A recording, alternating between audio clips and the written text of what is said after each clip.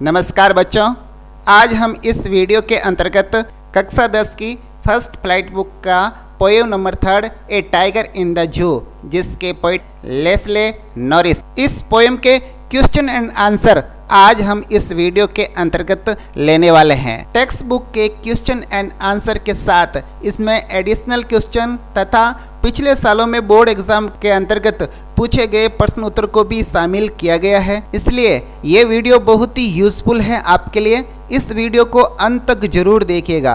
अगर ये वीडियो आपको अच्छा लगता है तो जरूर लाइक, कमेंट और शेयर करिएगा। अब हम चलते हैं आज के टॉपिक यानी क्वेश्चन एंड आंसर की तरफ। Question number 1, read the poem again and work in pairs of group to the following task. ये क्वेश्चन हमें ये कह रहा है कि इस पोएम को एक बार पुनः पढ़ना है तथा इस पोएम के अंतर्गत कुछ शब्द और कुछ शब्द समूह आए हैं, उनको अलग अलग पेयर्स के अंदर करने हैं, यानी उनका अलग अलग समूह में बांटना है। वो किस प्रकार बांटना है, इसके भी 2 क्वेश्चन अलग अलग पार्ट्स में पूछे गए हैं। इसका जो पहला पार्ट्स है वो पूछा है कि find the words that describe the moments and action of the tiger in the cage and in the wild, arrange them in 2 column. पहले क्वेश्चन का जो पहला पार्ट है वो हमें ये प्रश्न पूछ रहा है कि इस पोएम के अंतर्गत कुछ ऐसे वर्ड आए हैं, उनका हमें अलग अलग 2 कॉलम के अंदर उनको अरेंज करके लिखना है। एक कॉलम के अंदर जो पिंजरे के अंदर बंद टाइगर है उसके लिए वर्ड्स आए हैं, और एक कॉलम के अंदर हमें वो वर्ड्स लिखने हैं जो जंगल के अंदर जो टाइगर है उसके संदर्भ में जो वर्ड्स आए हैं। कहने का मतलब ये है बच्चों कि हमें एक ऐसी टेबल बनानी है जिसके अंदर एक जंगली जो बाघ है उसके और एक जो पिंजरे के अंदर बंद बाघ है उसके लिए जो शब्द आए हैं इस पोएम के अंतर्गत, उनका हमें एक टेबल के अंदर अरेंज करना है। तो बच्चों देखो, इस प्रकार से अरेंज करना है। सबसे पहले हम क्या लेते हैं, जो moments and action of the tiger in the cage.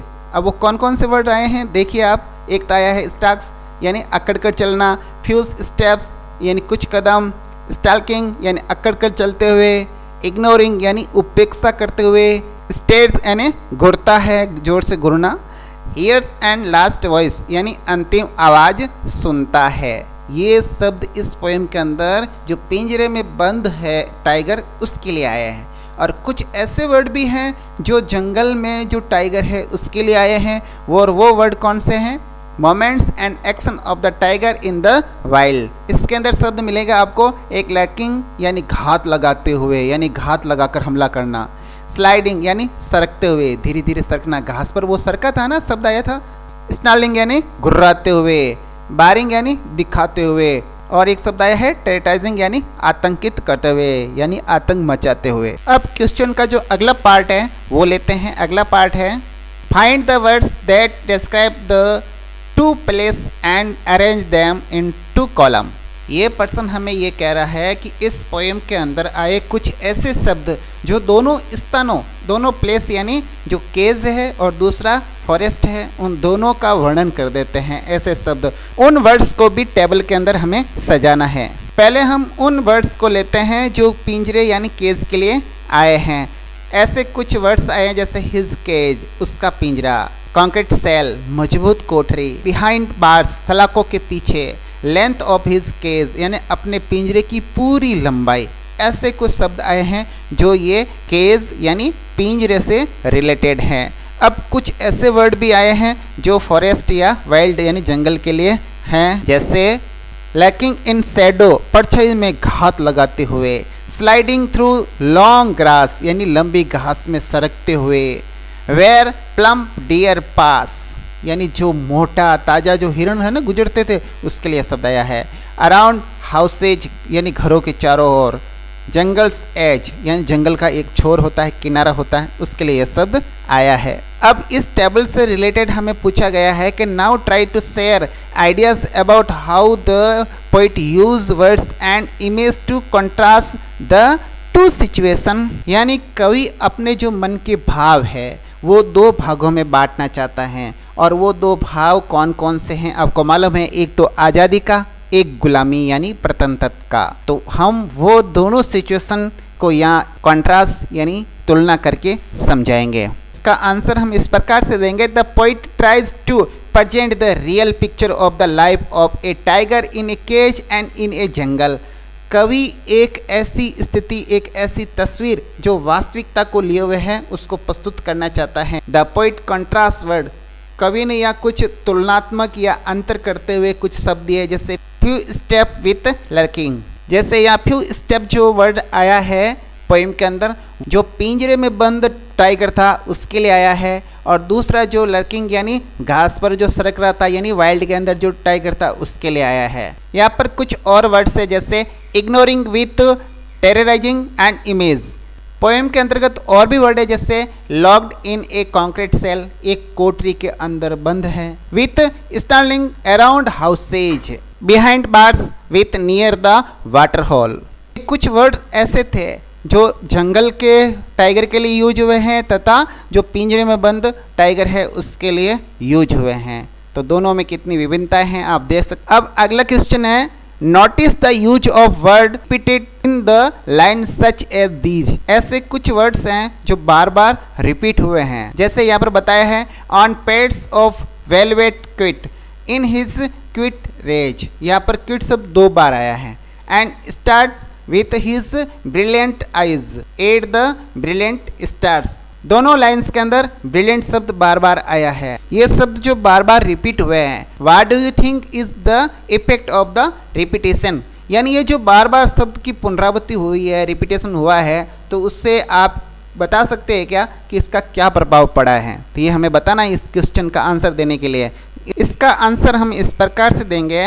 Answer, I think the effect of the repetition, it is the artistically drawn contrast or intense pads of velvet quit contrast the free movements of the legs of the tiger with their quietness at present. Then quiet rage contrast the rage.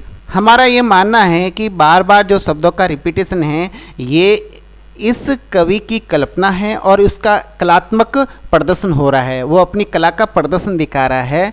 यहाँ पर उसने 2 भिन्न भिन्न तरह की तुलना की गई है. जैसे एक शब्द बताया उसने पेट्स ऑफ वेलवेट क्वाइट. अब ये जो शब्द आया है वो उस टाइगर के लिए आया है जो अभी पिंजरे के अंदर बंद है. जो पिंजरे के अंदर बंद है वो मखमल के गद्देदार कैसे उसके पैर हो सकते हैं भाई, ये एक अजीबोगरीब ही है. और दूसरा एक मोमेंट्स ये आया है कि एक टाइगर के जो पैर है वो बिल्कुल मोमेंट्स नहीं कर रहे हैं. Moments of the legs of the tiger with their quietness at present. वर्तमान समय में उसके जो पैर है वो आबाद गति से नहीं चल रहे हैं.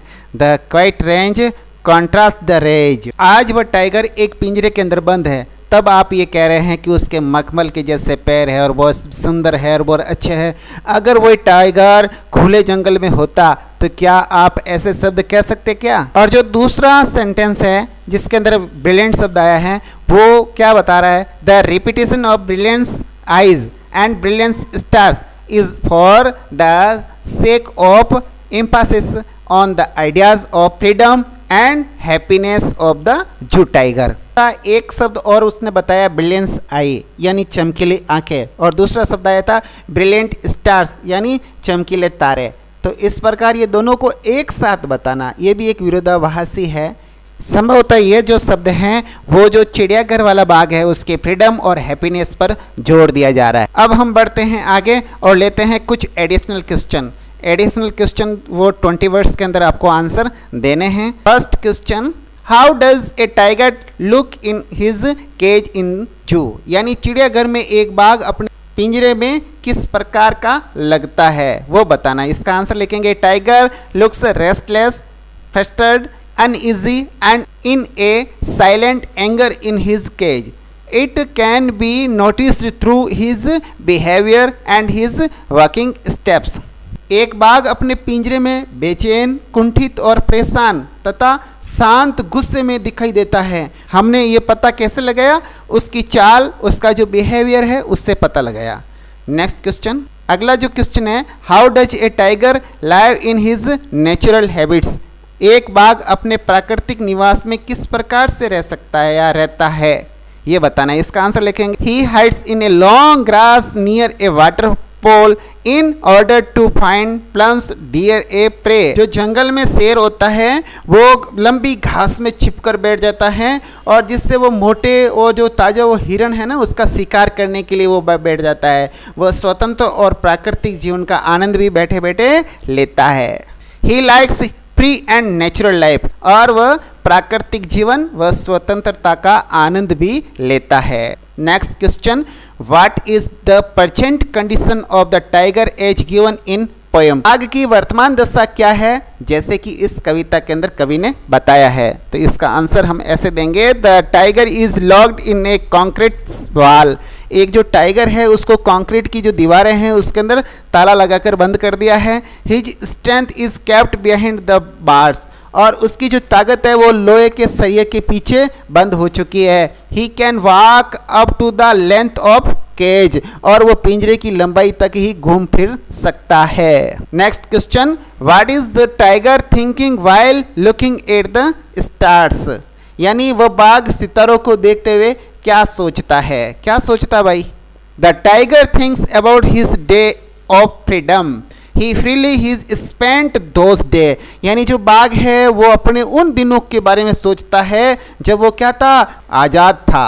अपनी आज़ादी में वो दिन उसने बिताए थे। He also laments over his present condition, और वो अपनी वर्तमान दशा पर बड़ा ही क्या है, लैम्प्ड यानी दुखी है। Next question, what message does the poet want to give in the line his strength behind the bar. एक इन्वर्टेड कोमा के अंदर सेंटेंस आया है his strength behind the bars, यानी सलाखों के पीछे उसकी ताकत है। तो ये जो पंक्ति है ये हमें क्या संदेश देती है, या कवि इन पंक्ति के माध्यम से क्या संदेश देना चाहता है, वो आंसर हमें देना है। हम आंसर देंगे, the poet wants to tell that the natural power and freedom of the tiger is put behind the bars.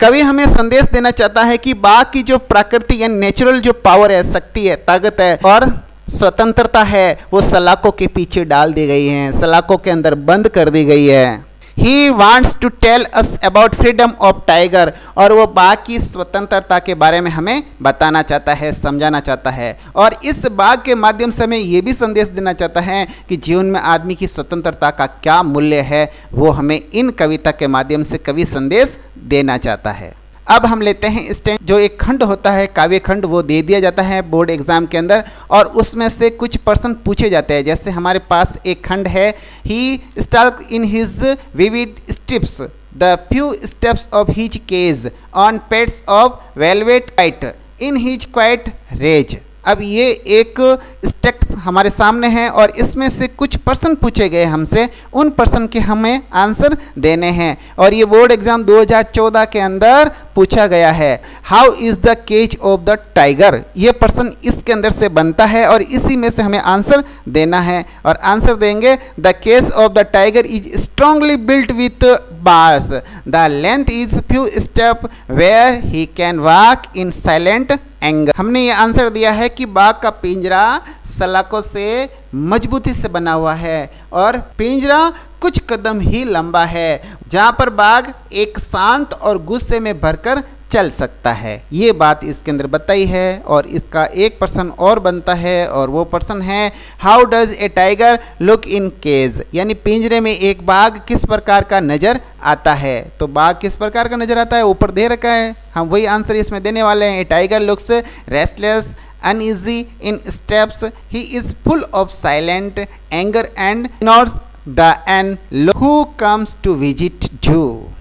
एक बाघ जो सलाखों के पीछे बंद है, बड़ा ही बेचैन और परेशान नजर आ रहा है, और उसमें क्या भरा हुआ है, गुस्सा भरा हुआ है, और जो भी उसको देखने के लिए वहाँ चिड़ियाघर में आता है उसको नज़रअंदाज कर देता है, और मनी मन कहता है कि बच्चों अगर तुम जंगल में आएगा ना तब बताऊंगा कि मैं क्या हूँ। अब एक स्टेंजा और ले लेते हैं। नेक्स्ट एक्सट्रैक्ट है, but he is locked in a concrete cell, his strength behind bar, styling the length of his cage, ignoring visitors. अब इसका जो क्वेश्चन बना वो इस प्रकार है, how does a tiger behave in cage, यानी एक बाघ है वो पिंजरे के अंदर कैसा व्यवहार करता है। Tigers ignores the visitors who comes to see the zoo, यानी जो उसको वहाँ चिड़ियाघर में देखने के लिए आता है उसको वो नज़रअंदाज कर देता है। He is an uneasy disturb manner roar in his cage, और अपने पिंजरे के अंदर बड़ा ही व्यतीत रहता है और जोर जोर से क्या करता है, गुर्राता है। परेशान होकर क्या करेगा, गुर्राएगा, जोर से गुर्राता है। अब चलते हैं नेक्स्ट क्वेश्चन की ओर। How is a tiger kept in a zoo, चिड़ियाघर में एक बाघ को किस प्रकार से रखा जाता है, कैसे रखा जाता है भाई, ये बताना है इसमें। A concrete cell is made for a tiger in the zoo, यानी चिड़ियाघर के अंदर एक मजबूत कंक्रीट से एक कोठरी बनाई जाती है। Strong bars are used to keep his strength inside the cage which is enough of his length, उसकी ताकत को अंदर रखने के लिए उसकी लंबाई के अनुसार मजबूत सरिये भी लगाए जाते हैं। इस प्रकार ये कुछ प्रश्न थे, उसके आंसर हमने दिए हैं और इस पोएम के अंदर जितने भी प्रश्न बनने थे वो हमने ले लिए हैं। अब इस वीडियो को हम यहीं समाप्त करते हैं और वापस फिर मिलने का वादा करते हैं। तब तक के लिए आपसे लेते हैं आज्ञा। नमस्कार, वंदे मातरम, जय हिंद।